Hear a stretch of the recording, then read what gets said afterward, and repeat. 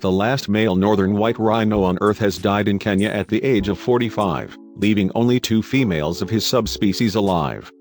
The rhino, named Sudan, was suffering from a degenerative muscle and bone condition, linked to age when keepers found he was unable to stand up, and made the decision to euthanize him on Monday. Sudan's demise should spell the end of his subspecies, but scientists have gathered genetic material, and hope to develop IVF techniques to produce more white rhinos. His muscles and bones had degenerated and his skin had extensive wounds, with a deep infection on his back right leg.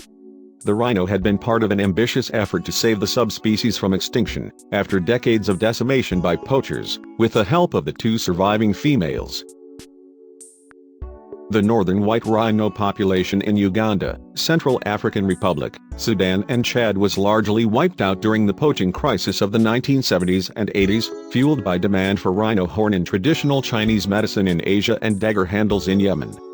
A final remaining wild population of about 20 to 30 rhinos in the Democratic Republic of Congo was killed in fighting in the late 90s and early 2000s, and by 2008 the northern white rhino was considered extinct in the wild.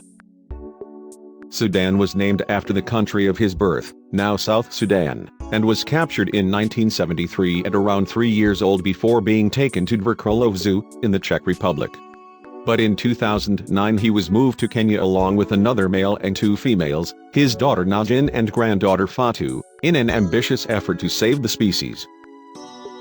The rhinos were given a 90,000-acre pen, which was watched over by armed guards 24 hours a day to prevent them from being poached.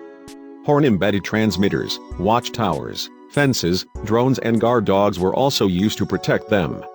However, despite the fact that they were seen mating, there were no successful pregnancies, the Conservancy said. While Sudan's death marks a turning point for the species, he has been technically infertile for years, meaning IVF has long been the northern white rhino's last hope of survival. Scientists now hope to develop techniques using frozen eggs and sperm, which will allow the species to survive. He was a great ambassador for his species, and will be remembered for the work he did to raise awareness globally of the plight facing not only rhinos, but also the many thousands of other species facing extinction as a result of unsustainable human activity, said the Conservancy's CEO, Richard Vi. Sudan was something of a celebrity, attracting thousands of visitors. Last year he was listed as the most eligible bachelor in the world on the Tinder dating app in a fundraising effort. Rangers caring for Sudan described him as gentle and, as his condition worsened in recent weeks, expressed sadness over his imminent death. The rhino significantly contributed to survival of his species as he sired 2 females, the Conservancy said.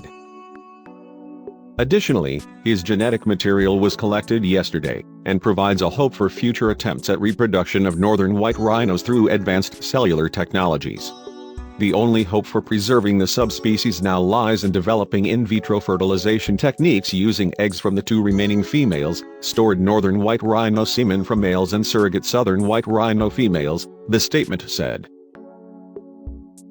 Sudan's death is a cruel symbol of human disregard for nature and it saddened everyone who knew him.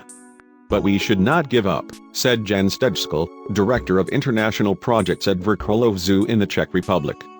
It may sound unbelievable, but thanks to the newly developed techniques even Sudan could still have an offspring.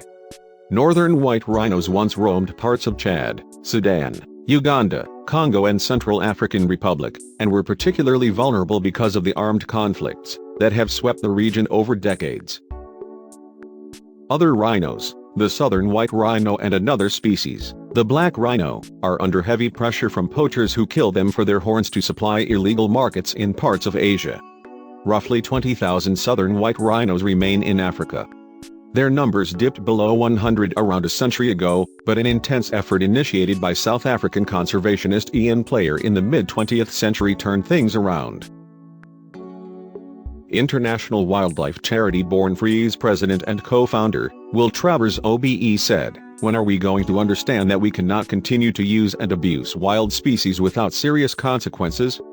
The pressures on wild species from habitat loss, persecution, trade, hunting, trophy hunting, resources extraction, land conversion, agriculture and more, combined with the relentless growth in the human population begs the question, will there be room for non-human life on Earth after we have finished?"